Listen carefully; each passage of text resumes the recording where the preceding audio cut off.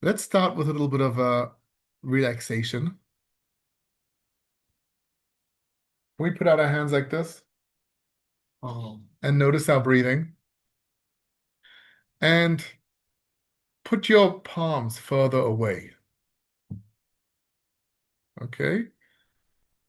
And notice the pressure between your palms. Do you feel that? Kind of a push-pull kind of thing? You want to hold your palms at a certain distance? Notice the tension there? Take a breath and just notice how your heartbeat slows down, how you can go a little deeper, and how that tension kind of relaxes. Oh,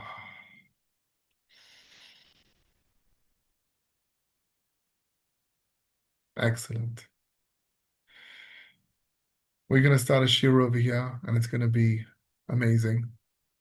I'm going to count to three. Once I get to three, we're going to all come back here, fresh and focused. 1 and 2, and it's happening. And 3. Put our hands down. We're getting ready for Pesach. Leil HaSeder is coming up next week. Before Leil HaSeder, we're going to be checking Chametz, right? We're going to be looking for, in all the small cracks, the nooks and crannies, the small places, we're going to be looking for the Chametz. And there's an interesting idea behind looking for the Chametz. The idea is that you are actually getting rid of parts of you that aren't needed. You are relaxing parts of you. Let's say that more correctly. Now, what am I talking about? Why does chametz, what happens with chametz? Why is it chametz? You have a matzah. It all starts from the same thing.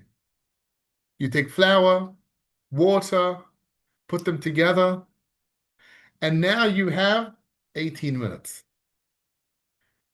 When you go to make matzah, right, you do a chabura, or you go to Zayd's house to make matzah.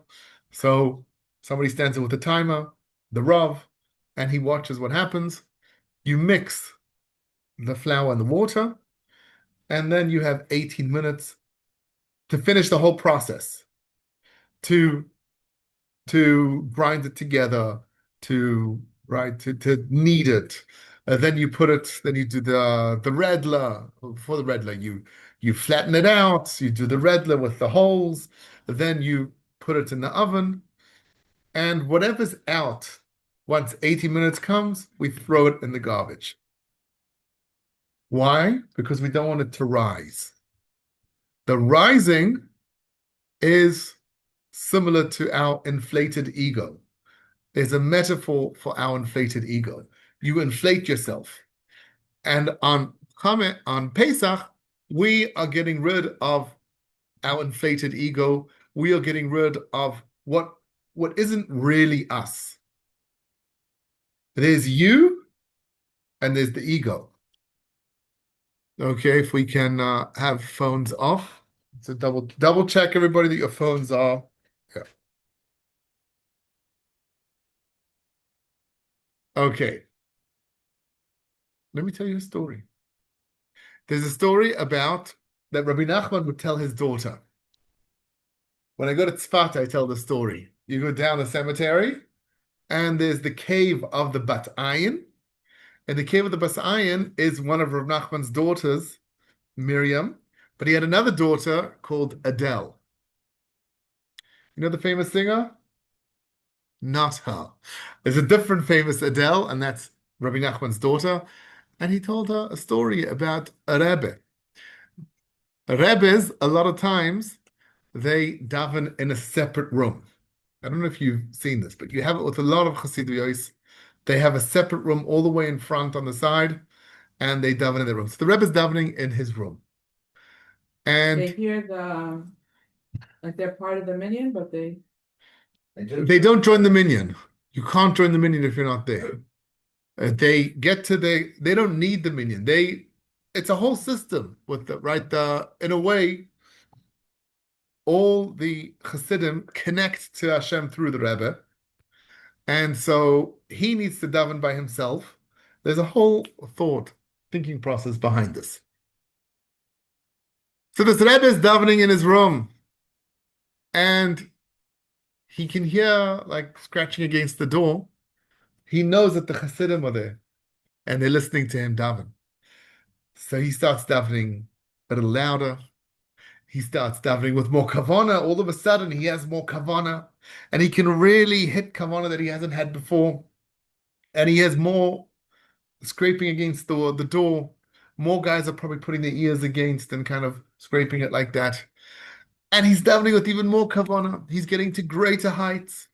And finally, he finishes davening, and he wants to go out to his chassidim to tell them, to give them, I guess, a bracha, right? Such a Rebbe, you have to get a bracha from.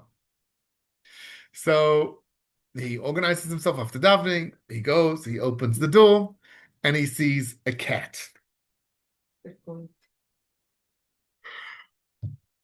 What does this mean? His davening wasn't lishma. It wasn't really him. It's the ego. This is his ego that pushed him to do this. He's doing it for other reasons, to look great in the eyes of the Chassidim. Rabbi Nachman doesn't say which Rebbe this is. It's a story that he said for his daughter, and the idea is to take out the values within the story. And the values in the story is do stuff for the right reasons, not for the wrong reasons. Do stuff for yourself. Always good. Do stuff for the right reasons, not because of your ego, not to have people look at you in a certain way. This is, when people say Rabbi Nachman, they always mean Rabbi Nachman of Breslov. In the Gemara, it's Rav Nachman, because Rav Nachman lived in Bavel. Every Rav that lived in Bavel is a Rav. A Rav that lived in Eretz Yisrael is a Rabbi. Rabbi Yochanan, Rish Lakish, they lived in Eretz Yisrael. Rav Huna, they lived in Bavel. So on Pesach, what we do is we get rid of our inflated ego. We want to get the chametz out of us. And we do Bedikat Chametz by night. What do we do by night? We go with the candles. And we look in all the chorim v'sdakim, in all the cracks and the holes to see if there's chametz. Because you need to check if really what you're doing has the right reasons behind it, or is it full of gaiva? Is it full of me? Am I doing it for me? Or am I doing it for my ego? Or am I doing it for the right reasons? And you need to check yourself very well. It's not always simple to do that. Pesach comes in Chodesh HaAviv, in the springtime. In the springtime is rejuvenation, is renewal. It's still raining now, so it's a little funny, but Pesach is the time when there are flowers everywhere. I just went this week to Givata Turmusim. There's a hill across our house that has beautiful flowers, beautiful bluish purple flowers. They grow tall. And you can see fields of them, lots of them all together. And it's beautiful to go there. And you can see the bees are very busy. This week I sat in Beis Midrash. I decided to open the screen, even though the screen was closed, but I wanted to open it to get more air inside. And then I hear buzzing. A bee came in. The bugs are very busy now. This time of year, if I'm guiding a tour, which during the war I'm not, but when I guide during the end of March, in April, this time of the year, Chodesh HaAviv, you drive the bus, and all of a sudden you start getting yellow splotches on the windshield. Why do we get yellow splotches on the windshield?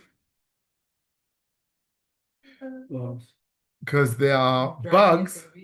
We're crossing through. If there are fields on either side, and the bugs want to cross between the fields, so they're full of pollen, and then they hit the windshield, so it turns yellow, and you can't clean it very easily.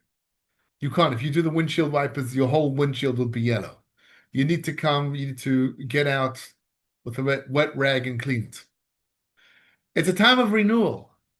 It's a time where there's a special bracha that we say for this renewal. You say Bedikat Chametz because they start having little buds, little flowers on them. When there's renewal, there's getting rid of old stuff also. Go outside at the garbages and look how many stuff people are getting rid of. So it's a time for renewal. It's a time to get rid of old things. And maybe we can take this as a metaphor for us. There's some stuff within us that are maybe not serving us. Some of us have limiting beliefs. Do you know about limiting beliefs? Do you know about somebody? Well, I don't know. I had many limiting beliefs. What limiting beliefs did I have? That you proved me, according to science, they were wrong. And I had to change my belief. Oh, the computer being too protective of electronics. Yeah, I'm very protective of electronics, and it has to do, so With old stuff that aren't true anymore. we all have limiting beliefs. We had a big garden over here with massive trees, beautiful trees, and then Shmuel said he wants to cut them down. And I said, you know what? These trees aren't serving me anymore. We can have massive trees in the garden, but it's not serving me anymore because the trees, they're big trees, they block the view. Also, we're already going outside. Also, there were leaves that were going everywhere. You couldn't really go outside. There were leaves everywhere. It was impossible to get rid of. And so Shmuel said, let's chop them all down and close in the garden. It was very difficult for me to do that because that meant all this hard work that I put into growing these trees would have been chopped down as well. But it's important every now and again to check these beliefs. Are they limiting? And I checked it and I said, you know what? I believe in this, chop them down, but do it when I'm not watching because it's hard for me. And we need to know when to bring the light into us and to bring renewal, rejuvenation, and throw away chametz ideas that are not relevant, old things that aren't relevant to us anymore. You want to take the light into the deepest places. Do we want to take it off the hook? Take it, don't answer. And take it out of the wall?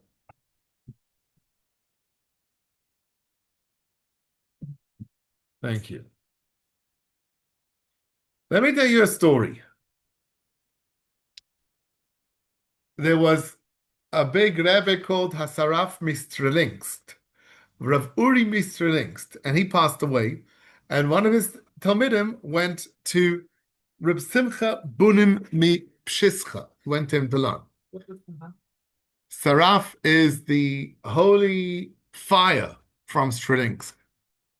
And he went from him to learn with Reb Simcha Bunim mi Peshischa.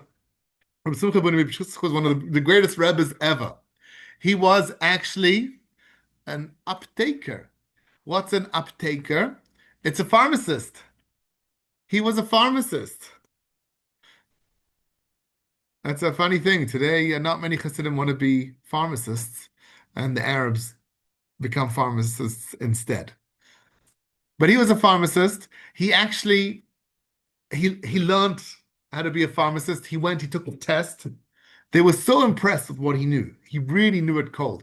He would go to the library. That's how he learned how to be a pharmacist. In Poland, this is in Poland. It's actually called Galicia, 200 years ago. Galicia was part of the Austro-Hungarian Empire. And he would go to the pharmacy and he would learn. Sorry, pharmacy. He'd go to the library and he would learn. And then he took the test and they said, we're so impressed with your knowledge. How did you learn all this? He said, I went to the library and I learned it. They said to him, you know what? Here's a lot of money. They gave him like, I don't know, 100 ruble. And they said, go and we want you to buy books. Because you're a pharmacist. Here's your certificate, you're a pharmacist. But you should have books at home. You shouldn't have to go to the library. He took the money and he said, they gave it to me for books, right? They didn't say which books. And he bought a whole Zohar with that money.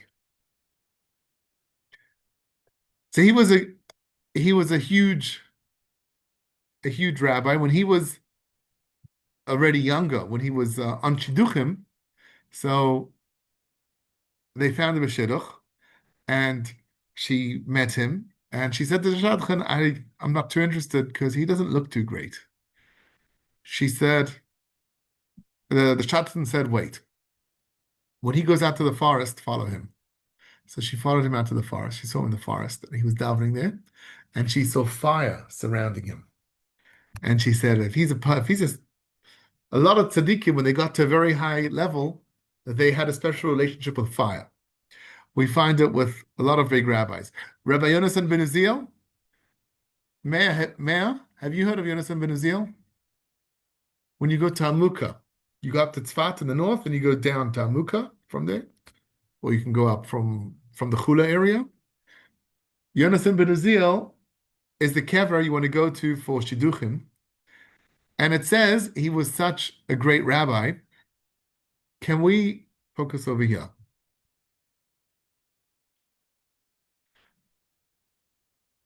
Yonasan ben Uziel was a great rabbi, and every bird that flew over his head would catch fire. Yes. So when you're a tzaddik on a very high level, you have a very special relationship with fire. There's another story with one of the Megiddim of Bnei Brak. He was a guy that would give shiurim in Bnei Brak, and he went outside once, and a bird pooped on him. And he said, by me, they don't catch fire, but they get so scared that they have to make. There's another one that he manages to control them not to change. Very good. Very good. The question is about Hillel, which is his rabbi. How is Hillel greater than him? And the answer that some say is that Hillel had the ability to control that, so it wouldn't catch fire. That's a high level. Whatever happens on Shabbos, it's a very good question. It's not something that, well, if he can control it and he does it, maybe there's a question. But Yonasan ben Uziel can't control it. If Hillel did it on Shabbos, that would be a problem. Because Hillel does have control and he can do it, so that would be a problem. So we spoke about Reb Simcha Bunim Peshischa and how his wife decided to marry him. And here we have a Talmud of the Saraf Misterlinsk, Rabbi Misterlinsk, and he says, what I want, I want to learn by you. This Talmud comes to Reb Simcha Bunim Peshischa, and he says, one second. Okay, so we have this guy wants to learn by Reb Simcha Bunim Peshischa, and he says to him, Reb Simcha Bunim Peshischa says to him, I want to know how your rabbi taught. How did Reb Uri Misterlinsk teach? Let me know. And so he says to him, okay, I'll tell you how he taught. He used to tell us to go to the field, and there's a big bore, mine. There's a big place where you get the water from. Fill up 2 buckets and walk with them. And these Talmidim are important people. And he made them go with buckets through the town, which is a little embarrassing. And that's how you beat the ego. If you do something which is embarrassing, you You bring down your ego by doing that. There's the ultimate Novardok. Novardok was all about how we're not worthy, how we're not. They had a thing they would sit down and they would say, Ich bin garnished, ich bin garnished, I'm a nothing, I'm a nothing. And somebody came and sat down in the Beis Midrash and he said, Ich bin garnished. They said to him, you're not even a garnished. But seriously, they would go like to a shop, like to Bedikat Moshe, to a store and ask for nails. And so he'd say, I don't have nails here. What are you doing here asking stupid questions? And the idea was to crush their ego. So Reb Urim, They asked for nails. what? To make them even less wood. Inuim. Ah, no. No, to lie down on a bed of nails. No, that you had more in Arizal's time, where they would people would do Gilgulei Sheleg. They would get undressed and roll in the snow so that they would bring themselves Yisurim or step on nails and things like that. But we don't do that. We don't bring Yisurim on ourselves.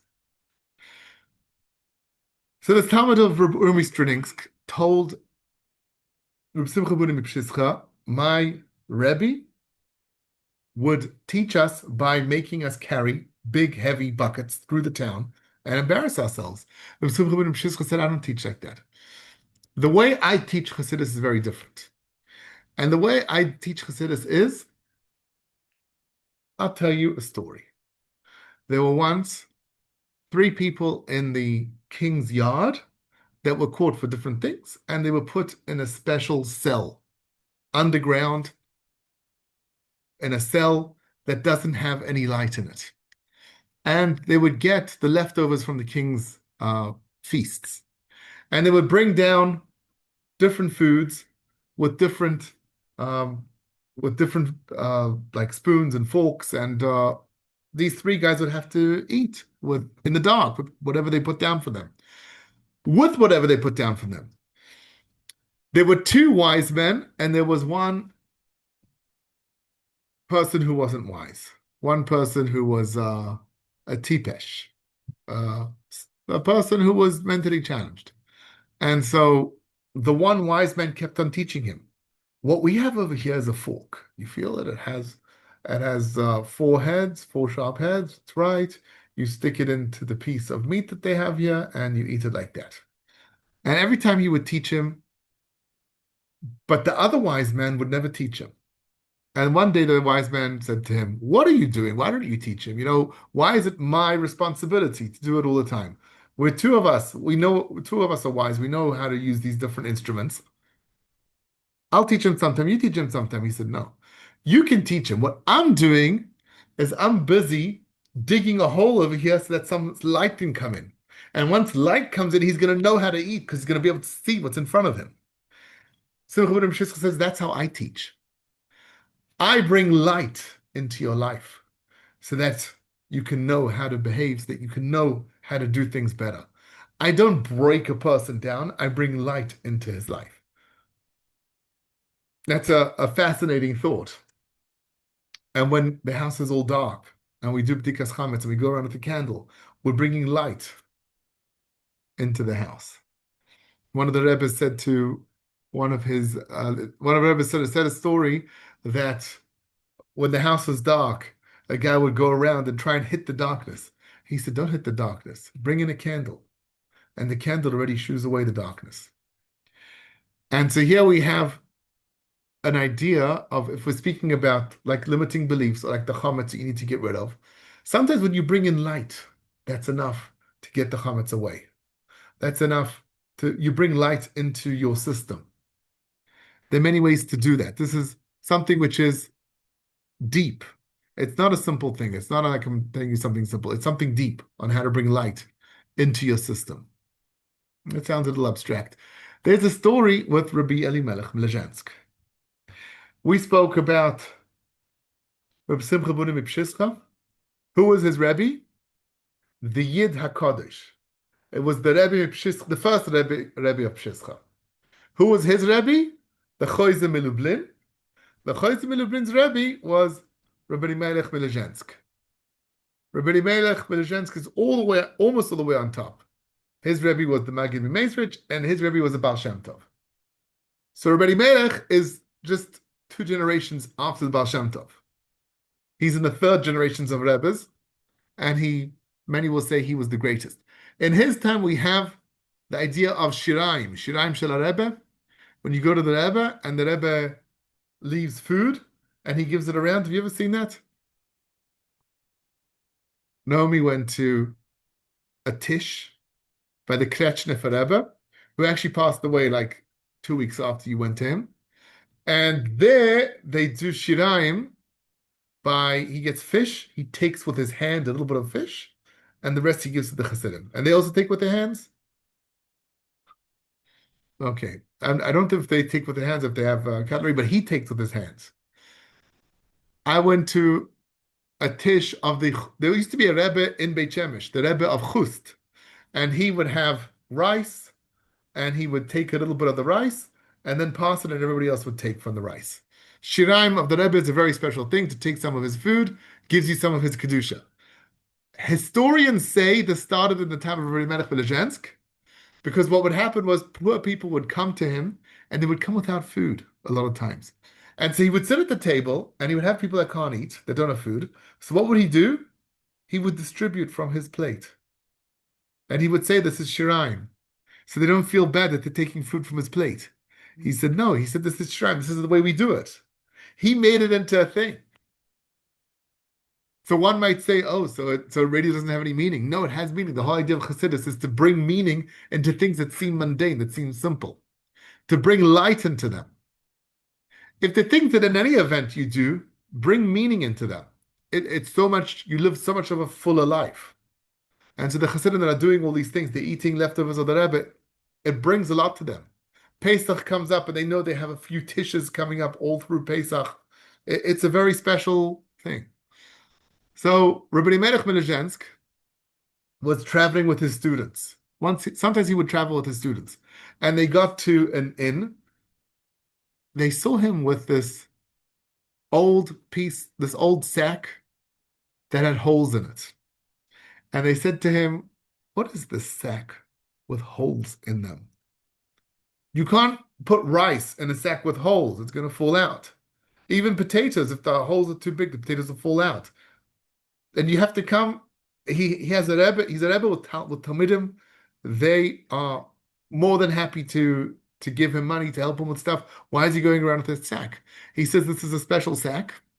This is a sack where I put the tsaras into, and the light shines out from the holes. They heard this, okay, the Rebbe said. They get to the inn, and they see him sweeping the floor from the floor into the sack. They said, what are you doing, if we can ask, Rebbe? And he said, I'm sweeping the tsaras into the bag. And the light in the tsaras is going to light up the bag. The light is going to come out from where the holes are. And at night, they would look at the sack, and it was shining. This is one of the stories that if you just listen to it and you just think, it's a story, then you missed the boat. If you think about it, did it really happen? Or did it really happen like this also? You're not going to really connect with what's going on over here. There's something much deeper over here that's happening. What's happening over here is, in every tsaros, there is light.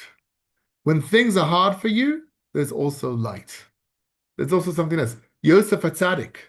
Yosef, his brothers betrayed him. They threw him into a pit. They took him out afterwards. They sold him to the Ishmaelim. The Ishmaelim always carry oil, right? We know oil, right? They're big into oil. But they were actually carrying spices for Yosef. And that was the light within the darkness, within the tsaros that he had. And we also have light in the difficult things that happen to us. There's always that. There's always something good that happens. And that's what Rabbi Elimelech is teaching us. And if you put it in a sack with holes, the light is what's gonna shine out of the holes, right? Because the light's gonna light up the darkness. Very much connected to our theme over here. Rabbi Elimelech of Lizhensk had a brother. Who knows what his brother's name is? 10 shekels for whoever knows what his brother's name is. Very good. You get it. Rabbi Zusha of Anipoli is Rabbi Elimelech's brother. And it's a story with Rabbi Zusha. Rabbi Zusha was. They go together. They went together when they were younger. When they were older, they both became rabbis, big rabbis. And they had followers.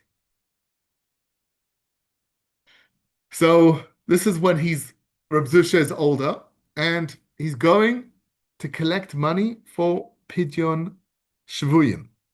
There's a person that was thrown in the jail in Poland over there for whatever reason, and to bail him out, they needed a sizable amount of money. And so he's going to collect so he can do Pidyon Shvuyim. It's a big thing to do Pidyon Shvuyim.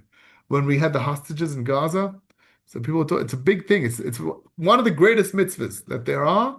It's to release somebody who's a hostage. And so he wants to release this person, and you're supposed to sell your stuff to get somebody out of jail.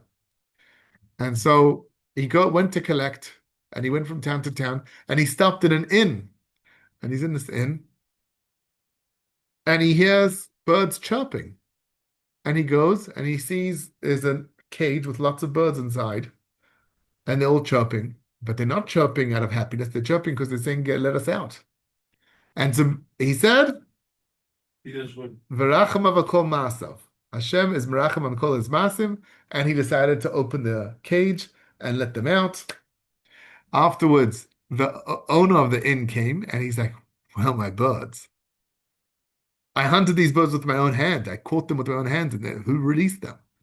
And Rabbi Zusha was there, and he said, it was me. Nobody knew that it was Rabbi Zusha. But when they would travel, they never wanted people to know. That the big rabbis don't have an inflated ego. They don't want to bring out the ego. He doesn't want to say, I'm Rabbi Zusha. He wants to go so that people don't know who he is, and sometimes he gets beaten up, and sometimes things happen to him, and nobody helps him. He wants it to be like that. He doesn't want to go and have people respect him. And so Rabbi Zusha said, it was me. It says, Mina Meitzar Karasika, Anani B'Merchavya. Mina Meitzar, from the narrow place, release me. And then Mina Meitzar Karasi, I called out to God. Anani B'Merchavya. Hashem gave me, Anali, he gave me what I wanted when it was wide. So you want to go from the narrow place to the wide place. This is also like having light in your life. When you have more of width in your life, then you can get through your problems a lot easier. And that's when Hashem is giving you what you want. And so the owner of the inn said, that's ridiculous. And he beat up Rabbi Zusha. He punched him. He kicked him. He beat him up really good. He was so angry that he let his birds go. About a year later, Rabbi Zusha was sitting with his brother, Rabbi Elimelech. They're both sitting in Lizhensk. And he tells Rabbi Elimelech, oh, by the way, there was a story about a year ago. I want to tell you about this. There were birds, and I let it go, and I told him, Mina Meitzer Karasika, Ani B'Merchavka. And so he said, there's a knock on the door then. And who's at the door? It's the innkeeper. And Rabbi Zusha does like this to Rabbi Elimelech to like this is the guy. And so the innkeeper doesn't recognize Rabbi Zusha. He didn't know he was a Rebbe. And he says, listen, I lost everything. I was an innkeeper, I had a lot of money, and then about a year ago, it burnt down. And I've been collecting since then. I need like 100 rubles left, and once I get that money, I can rebuild. Yeah, and is there anything you learned from how you did it before, how you're going to do it now? He said, yes, it's going to be totally different. Before then, I was very stingy. I charged a lot of money. A lot of people couldn't pay. I sent them away. I was But now I learned mina metzar karasika anani b'merchavya, from the narrow places. I'm going out to a wider place, and I know from a place of width, a place of breadth, I can, if a person doesn't have a way to pay, it's okay also to do tzedakah. I've learned that I want to rebuild the inn in a different way. And then Rabbi Zusha said, if that's the case, excellent. I have 50 rubles here from tzedakah. And Rabbi Elimelech said, I also have 50 rubles over here. Together they gave him 100, and he went back and he could rebuild his inn. It's a lesson that he learned from this. There's something called Jung says, the great psychologist. He says most of our problems we can't really solve. The fact that you have anger issues, or the fact that you have you know you're depressive, you'll never really fix that. You'll always be depressive. You'll always be angry, but you can grow beyond the problem.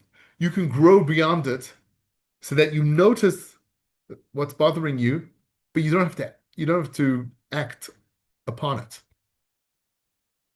If somebody would overtake me in the road, I get angry and overtake him back very quickly and slam my brakes or something because I'm an angry person. I can grow beyond that. I can grow to a place where have the merchav. I have enough space where I can see this happen and say, you know what? I can let this pass. I'm not going to be like that. You grow beyond the problem. And so it's a wonderful thing we can learn from Zusha. It connects very nicely to the idea of Pesach and Leil HaSeder. And we should be zocha to be in this place where these things can't bother us that much, where we are more in control of ourselves, where we don't let our ego kind of bring us to different places. And that's the kavanah we can have when we do Bedikat Chametz, Biur Chametz, we say the bracha on the matzah. It all connects to that. Shia Pesach kosher v'sameach.